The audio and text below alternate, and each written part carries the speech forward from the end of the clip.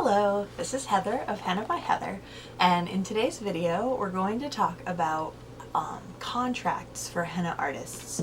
So when you do an event, it is a very good idea to have a contract in hand before you show up and just to lock it down.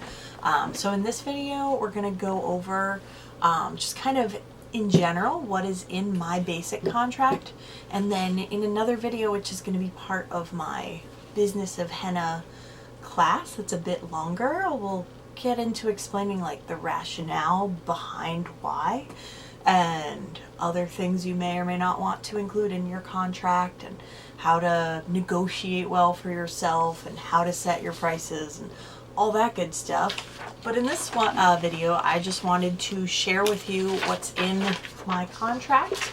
And I will happily send you a copy of my contract just with my name taken out so that you can put your own.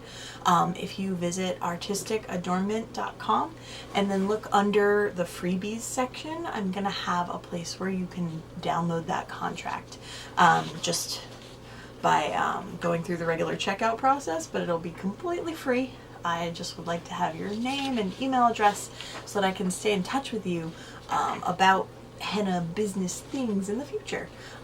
So all that said, here is what's in my basic contract. So the first thing that I've got is across the top, I've got my business name, Henna by Heather, and it says and associates, just so that I can send other henna artists out to the event if that's what I need to do, because I have some reason that I need to do that. And the contract does explain that a little bit. It doesn't promise that it will be me personally unless it's specifically stated. Just because, yeah, I guess I am getting into explaining a little bit. I'll try not to over explain the rationale behind everything, but Henna by Heather and associates at the top, and then just email address, phone number, and it says client invoice and contract. It's got a space for the date, and then it's got a space for all of this information from the client: their name, their phone number, their email address, their mailing address / billing address, and then a note for what the occasion is, what the event date is, and what the location for the event is, which is often different from their mailing address. And then there's a space for the start time and like the time frame that you're going to be there, like for example 6 to 10 p.m. in 4 hours, or maybe it says like 6 to 11 p.m. with 4 hours of henna and a 1 hour break or whatever. And then it says there's a space to write in time and number of hours together, and a little multiplication sign times my hourly rate, which as of when I wrote this contract up and edited it right before COVID hit our lives, and at the beginning of 2020, it was to be $195 an hour. Which is what it had been for the last year as well. And we'll talk about pricing and like how to price and why to price a certain way and how to research that and all that. Also in another video, maybe a little bit in a video here, and then at great length in the courses. Anyway, time and number of hours times your hourly rate equals $, and then a space for you to write the amount of dollars there. And there's just a little section that says notes, where you write something like, things that might go there are, for example, notes about what goes in a bride's design, or notes about the fact that maybe it's a surprise party and therefore you should approach in some certain way that you've discussed, or notes on how many clients there are is a very good one to put in there, like notes on how many clients, how many people there are going to be expected to get henna, and then how much time you'll spend with each of them, and that's about how many you expect, so that if it ends up being way more than that, you have grounds to explain why it's going to take longer than your contract said, and therefore you're going to have to stay a little longer and get paid a little more. So that's the top section, which is the section that changes every time. And then the rest of it does not change. Some of it is for the client to fill in, but most of it is just words that are there all the time. And this contract that I've written up, it strikes a balance between saying everything that you need to say to cover yourself and make sure you and the client understand each other and like what's to be expected, and not scaring them away with like too much legalese. There's basically no legalese in my contract. It's very much just straightforward English words in normal sentences you might actually say. Because we don't want to scare the client away with the contract. We just want to make sure that we have an understanding. So in the part that is next, it just says Henna by Heather and Associates agree to, and then a bunch of things, and then client agrees to, and a bunch of things, a space to sign, and details about how to get the contract back to me, which I might be changing. We'll talk about that when we get there maybe. So in the Henna by Heather and Associates agree to, it says number 1, provide henna body art services at the date and time above. And then in parentheses it says unless another type of body art is indicated in the notes section above. And that I've just left like that because sometimes I'm doing face painting, or sometimes I'm doing hand painted on temporary tattoos with something like Temp 2, or I'm doing mica tattoos, or I'm doing gilding gel, but most of the time I'm doing henna, and I feel like I want the client to know that that's really what I do, even if I'm doing something else. And then number 2, so Henna by Heather and Associates agree to, number 2, use only 100% natural henna paste made with the leaves of the henna plant. Paste is mixed from scratch in a 24 to 48 hour process, using the finest henna imported from India, North Africa, or the Middle East. So that's basically there for 2 reasons. So that they understand that we are using natural henna, and we are legit, and we are safe and good. And also that mixing henna is a pain. I think it's important that they know that it's quite a process.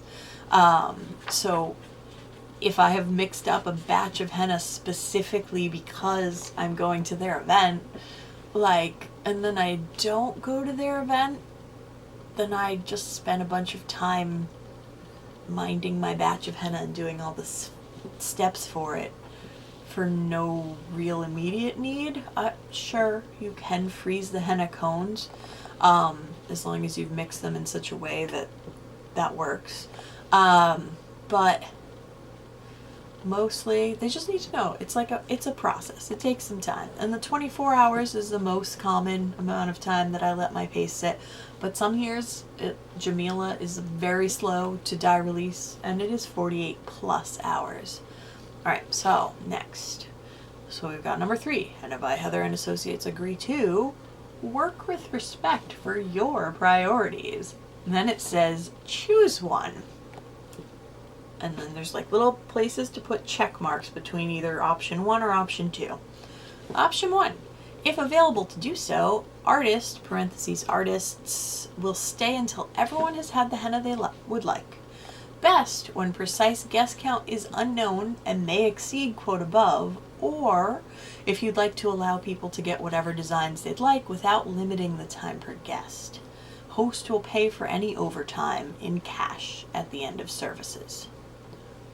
Or, number 2, artists and then parentheses S, artists, will finish promptly at end time. Best when budget or timing is the primary concern.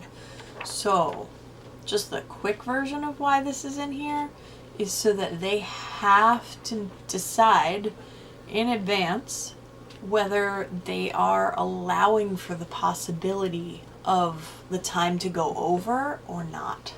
So that is a decision they have already made, and they've already made it very clear which way they would prefer it to go. So this way I'm not at the event and there's always some extra people and the event could go over if it were allowed to. If like people come late, they didn't realize or care what time the henna was happening, or they didn't realize or care that there would be a very long line and that it would take a long time to get through everyone, and by the time they got around to coming to the henna table, it was time for the henna artist to leave, things like that. So at almost every gig, it would be very, very, very easy to stay overtime and not get paid for it. So this just makes it clear that either we're going to end on time, or we're going to not end on time, but you must pay us. So that's why that's there.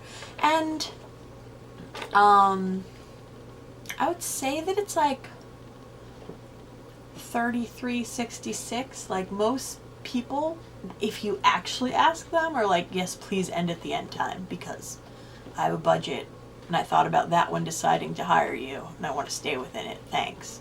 And then like a third or so just are like, no, give people whatever they want. I want everyone to be happy. So this lets them express which way they want it to be. All right. Next, we've got number 4. Again, Henna by Heather and Associates agree to. Number 4, upon written reply to the emailing of this contract indicating client would indeed like to move forward, artist will reserve the date and time above for the following amount of time while waiting for contract and payment, in bold, to arrive if the date and time is indeed still available by the time the reply is received. And we've got 3 little bullet points. With more than 30 days notice for the event date and time will be held for 1 week. With 15 to 29 days notice for the event date and time will be held for 3 days. With 14 or less days notice, the event date and time cannot be held. An artist takes bookings on a first come, first served basis.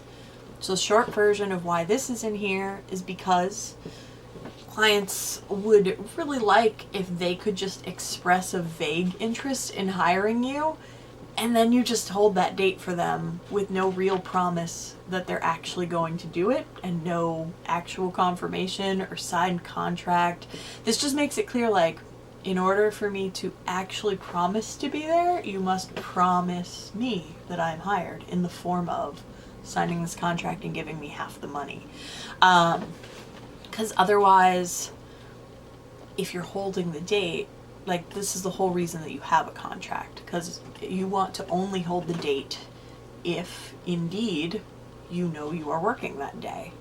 Because otherwise, the vast majority of your henna appointments are going to be on weekend dates in the summer, and that's a very limited number of dates. Like, your time is super precious.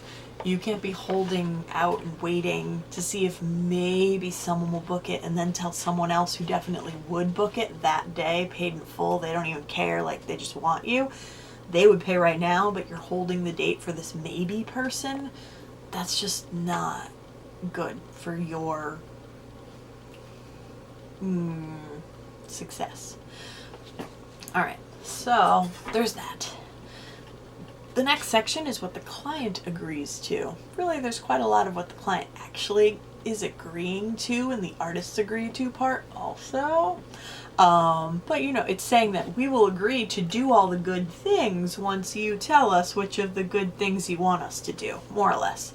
And then the client agrees to section includes number 1, and this is in bold, make a 50% retainer payment.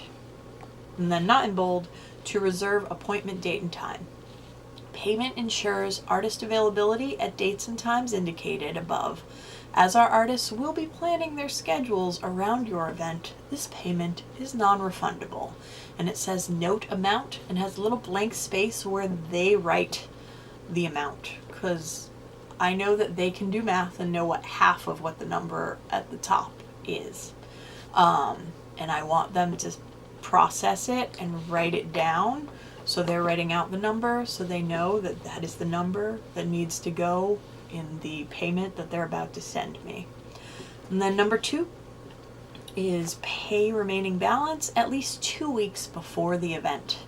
Now, I'll talk about this more in the other longer video, but basically just I will pass on here that no client has ever had a problem with pay the remaining balance at least 2 weeks before the event, and no self-respecting professional in so many other fields would work without that clause in there. Like high-level professionals of other things, like your DJ, your caterer, your photographer, they all make you pay up front. So why shouldn't the henna artist? There, that's the mini version of my soapbox statement. Okay, so it says, for simplicity's sake, you are welcome to mail payment in full when returning this contract if you would like, which actually a lot of people do choose to do. If you have paid in full, please write paid in full in giant caps here, and then there's a space for them to write that. If you prefer to make the balance payment 2 weeks before the event, please note the amount and date due here, as well as in your own records. And then it has amount, space, date, space. So again, like this contract requires them to interact with it and to write things down in it so that they are like committed. All right. And they actually have to have read it, and they can't just sign it and not read it. Next thing, number 3, client agrees to provide a comfortable working environment. This includes a minimum of, in bold, a table and 2 chairs, not bold, per artist, plus bold, enough light, not bold, to read/paint by where the henna is to be done. For outdoor events, this means protection from both sun and rain, and then parentheses, a 10 by 10 tent or equivalent at a minimum, and an agreement to move the event indoors in case of inclement weather. And that's there because you would not believe, or maybe you would, the number of times that like where the client thinks it's a really great idea to have the henna like out in the sunshine, and it's like an 8-hour day. It's a long festival, especially at a college. This seems to happen, but it's a long day and there's no coverage from the sun at all for just 8 hours working. So like I will get very sunburned in that situation, and it's not good. I'm like too busy henning all the people to like be mindful of putting on sunblock or whatever, and it's not that convenient to wear like a floppy giant hat so I don't get sunburned. All these things, like it's just not a comfortable thing. Also, it'll be like raining or freezing cold in the spring and the fall, but the plan is to have the henna artists work outdoors. And they're just like, yeah, it's fine. And meanwhile, all the people attending the event are inside except for when they want to come get henna, and then they come out and then they go back in immediately. Like, I just had too many times where that's what's happening, and I was miserable and not able to do my work as well. So I just put a thing like, we need to go inside if it's not nice out, or please, like if it is pretty nice out, have like a tent out there for us.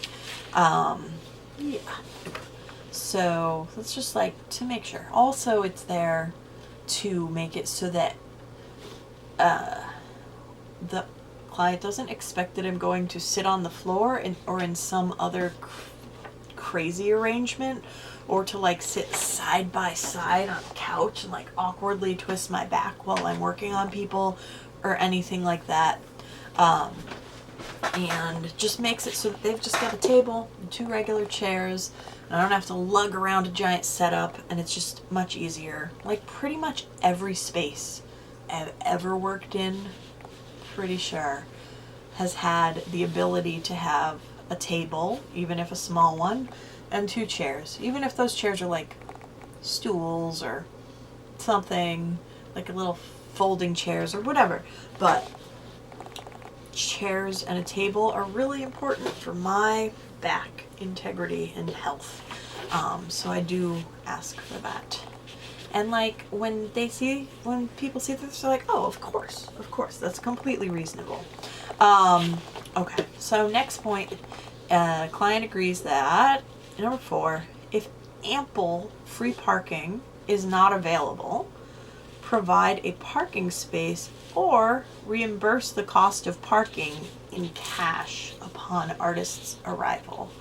So this one is mostly for you city dwellers where like parking is hard to get, and like sometimes the only available parking that's easily available is like a meter that runs out at 2 hours. So you would have to feed the meter, go work, come out after like an hour and a half, walk down the street, go feed the meter again in order to not get a ticket for your maybe regular 2-hour gig. That's what a lot of mine are. And then there's just no way to make that work sensibly. And the chance that you'll forget and get a ticket are super high. And also you don't want to waste tons of time parking far off just because the client happens to have a location that is super expensive to park in or hard to get to. This is mostly a concern for me when I work in the city of Boston or Cambridge. Most other cities, like, it's fine and it's not such a big deal. But anywhere where there's like a lot of tourists and there's just a lot, or there's a lot of like really big business going on and parking is insanely expensive, you just want to make sure that it's available and they're gonna pay for it. Because your hourly rate assumes like a normal job, right? And you shouldn't have to include like potentially a $50 parking garage bill into your few hundreds of dollars of fee to work the event, and just like roll that into everyone's event just because some of them have this really high parking situation. So again, everyone who reads that pretty much thinks that it's really reasonable, but if you don't put it in the contract and you get to the event and then is when you realize that the parking is very expensive and very awful, and then you ask them to pay for it, then they're mad. They do not enjoy that at all. But when you say that in advance, it's just like, well, obviously this is a given, I need to work there. Then they're like, oh yeah, of course, here, like we'll get you a spot in our private garage or whatever. And it's really no big deal. But if you ask after the agreement has already been finalized and then you want more, that doesn't go that well. So better to just try to think of everything that you might need and ask up front, rather than mention it later. That's really what most of this is. Like this whole little contract, which again, I will send you for free, laid out just as I send it out if you go to artisticadornment.com and go under freebies there. This contract is the result of now 21 years of trial and error and like having all the weird bad things happen to me, and like see to what degree people get annoyed, and like changing the wording just a little bit and feeling people out and tweaking it a little bit so that it's exactly the right balance of like just kind of making my needs and requirements and position and whatever known, and not being too demanding or annoying in the client's perspective. So it's a fine little line to walk, but I find that this works really well for that. So the last things on this agreement are, so it says Henna by Heather and Associates agree to blah blah blah blah blah, client agrees to blah blah blah blah blah, and then there's a space. If there are any changes to be made to this agreement, they are to be discussed before the agreement is signed, which is, you would not believe that has to be written there, but I have had clients who will just like mark up the contract and like change everything in it and like change the amount they owe me to be less and change the hours I'm going to be there to be more. and then just sign it and send it to me like, here it is, it's fine, I signed it, but it's a totally different agreement now. That's not cool. That only happened like 3 times in 21 years, but those times made me very mad. So that little line remains, just so that I never have to get quite that mad again. So then there's just a space for the client's signature and the date. To be a legal contract, honestly, it would need to be signed by both parties. So there is something to be said for making it so you have to sign it back and then send it to them to finalize it. But if you are me, you are very, very busy in the henna season, and like the chances that you're actually going to sue one of your clients are quite low, approaching 0 / actually 0. But you just want to have this agreement and have them have read it and like understand everything that you need and like know that they have to pay you and sign it. Just show that they understood. So if you need a legally binding contract for your own peace of mind or whatever, you would want to add another line where you then countersign it and you mail it back to them once it's countersigned. But if you are running around like a crazy person, working like really insanely long hours for all the months that you're working, and you just understand yourself well enough to know you will probably forget to sign it and send it back to them, and that could very well happen, and you could mess it all up and they will think it's not confirmed, then don't put it and just let it be. Or maybe you'd get an online signing thing, some kind of online way of signing your documents, which, I don't know, I'm kind of old school. I kind of like having the physical paper, but I recognize that's pretty old school and getting more and more outdated. I might switch to an online contract where it's like pre-signed by me and then they just sign and it finalizes it. Or I might add a line here where I've just pre-signed it. I've considered this. You might consider it too. So far I don't have it.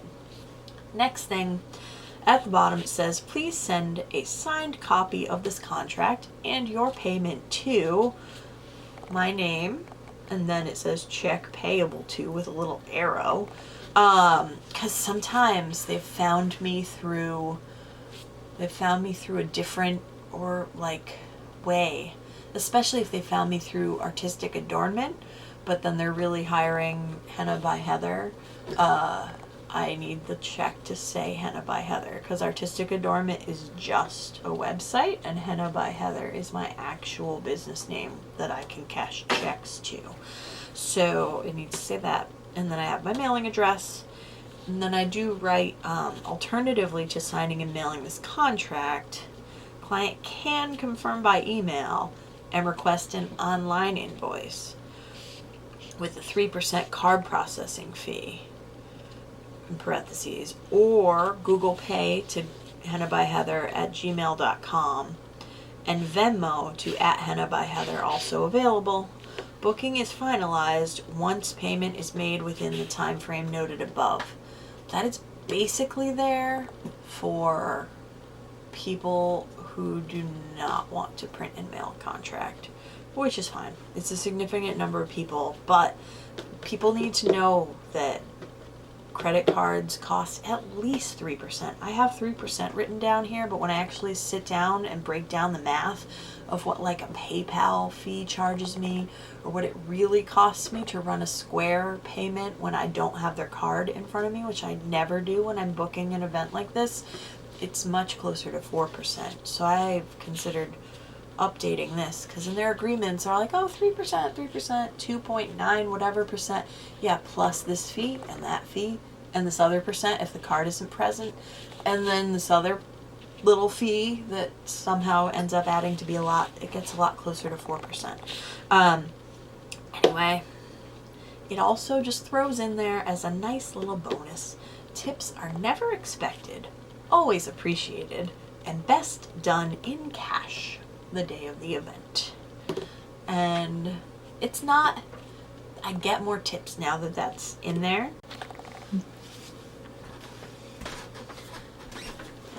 So it turns out that last video got cut off right before the end. I was saying, I actually don't know exactly where it got cut off, but it was somewhere around where I was saying I get more tips now, that the little like reminder, hey, you could tip me, is in there. And then I had just mentioned that I would much rather charge a good hourly rate up front and then maybe or maybe not get tips, rather than like charge so little as an hourly rate that people like feel like they owe me something more, and then they always tip when your rate is too low. It's better to just charge what you're actually worth, rather than like have people show you all the time that you're not charging enough because they're tipping you generously all the time. If you're finding that that's happening, you're probably not charging enough. And people are showing you that, and they're literally just making up the difference to you by tipping. So if you find that happening, increasing your hourly rate may be the answer.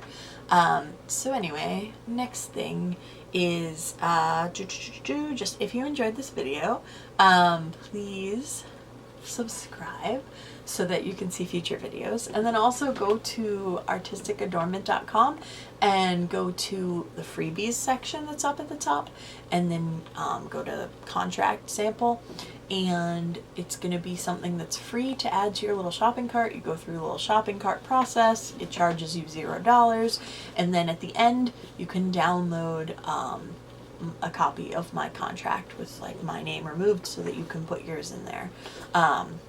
So hopefully you find that helpful. Feel free, absolutely, of course, to tweak it as you need, and know that it's not technically legal advice. It's just like a tool that I'm offering you. And yeah, I hope that helps. And we will definitely be talking a lot more about henna businessy things in the Thriving Artist Business of Henna class that we're going to do, as well as the more general art and business classes at Thriving Artist. So if you want to go to thrivingartist.com and check that out, there's definitely some stuff that will be there soon if it's not yet. And I think that's about it. So thanks for watching. And again, you can subscribe right here by just click there. Or if you want to watch the rest of the henna videos, they're over there. And if you want to watch the next video I picked out for you, that one's right over here. Thank you so much, and see you next time.